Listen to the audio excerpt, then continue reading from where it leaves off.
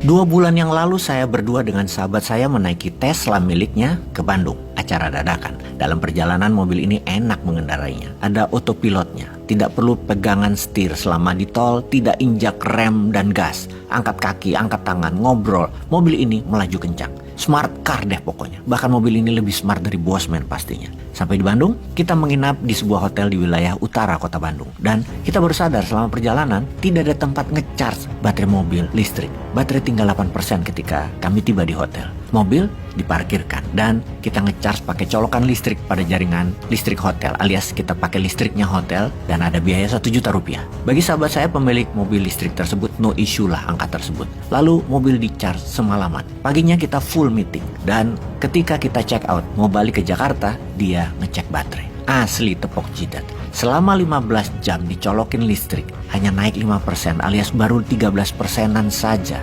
listrik tersebut di baterai. Alhasil, mobil ditinggal. Kami naik kereta api ke Jakarta sambil ngegerundel dia. Ntar gua angkut aja pakai truk tuh mobil. Apa hebatnya punya mobil listrik di Indonesia? Kalimat itu pun membuat saya membayangkan triliunan rupiah anggaran yang katanya subsidi untuk kendaraan listrik itu aslinya untuk apa ya? Jadi ada apa dengan dunia kendaraan listrik kalau kita melihat secara global sekarang? Agaknya dunia kendaraan mulai bergeser ke pemakaian baterai sebagai tempat penyimpanan energi yang energinya harus dicas menggunakan energi listrik yang akan merubah kendaraan berbahan bakar fosil oil dan batu bara tentunya. Akan tetapi ini hanya marketing gimmick, tidak akan merubah karena ini bukan solusi untuk lingkungan. Karena sesungguhnya masih bersumber energi yang menghasilkan karbon juga. Seperti halnya ngecharge pakai listrik hotel yang 15 jam baru naik 5% itu. Selain mahal, bahan bakarnya adalah batu bara listrik tersebut. Kita detailkan mobil listrik dunia sekarang.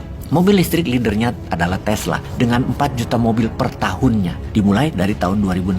Saat ini ada 1,44 miliar mobil di dunia yang 19%-nya di Amerika. Ada 250 juta mobil listrik saat ini di dunia alias 15%-nya kurang lebih kendaraan ini ada di jalanan dunia alias setiap 8 mobil di jalanan ada 1 mobil listrik. Namun kita dapat pastikan EV atau electric vehicle terbukti belum menjadi solusi penanggulangan masalah lingkungan karena carbon print-nya masih banyak. Lalu muncul hydrogen power di mana bahan bakarnya pakai hidrogen. Yang ini tidak ada carbon print karena waste produknya adalah H2O, air menguap biasa. Engine mesinnya pun diubah sesuai dengan hidrogen teknologi. Toyota yang terdepan di mana Toyota telah memutuskan tidak akan pakai EV, tidak akan pakai listrik atau setidaknya belum berubah menjadi electric vehicle berbasis baterai. Kalau di charge-nya masih pakai listrik berbahan baku batu bara, minyak bumi atau sejenisnya.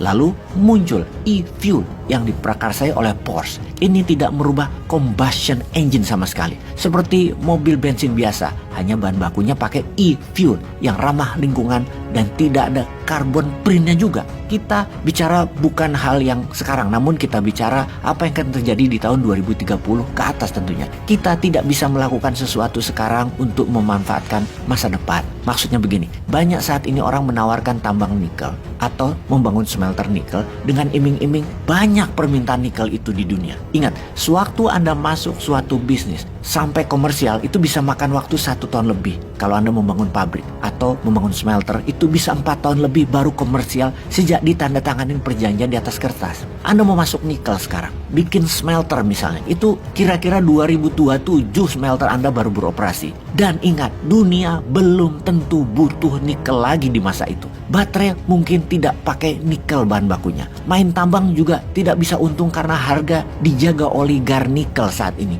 Kepatok dan tipis untungnya. Bahkan sering kalah ongkos, uang dan mati bunga bank. Kalau pakai pinjaman tentunya. Karena itu nggak heran saat ini mereka pada cari investor yang mau bagi hasil. Investor itu dijuluki the last stupid investor karena masuk belakangan dan herannya ada aja orang kayak gini yang masih teriming-imingi bahan nikel dibutuhkan oleh kendaraan bermotor ke depan itu banyak dan bisnis baterai itu akan pakai nikel masa depannya. Bener deh, karena untuk nikel kita harus mundur ke 2014. Masuk di sana kalau di tahun 2014 2012-an, Anda akan panen 5 tahun kemudian, sampai tahun 2024 setidaknya. Modal sudah kembali, untung sudah lebih dari 300%. Ketika masuk sekarang, Anda tinggal dapat ampasnya. Bahkan yang invest pertama sudah siap-siap exit. Beli tuh pabrik tambang dan smelternya 10 kali harga modal. Dengan Anda diiming-iming masa depan cerah di dunia nikel ke depannya. Kalau perlu pejabat yang ngomong seperti itu. Bener nggak tuh? Apa garansinya? Sahabat, jangan sampai Anda jadi the last stupid investor ya.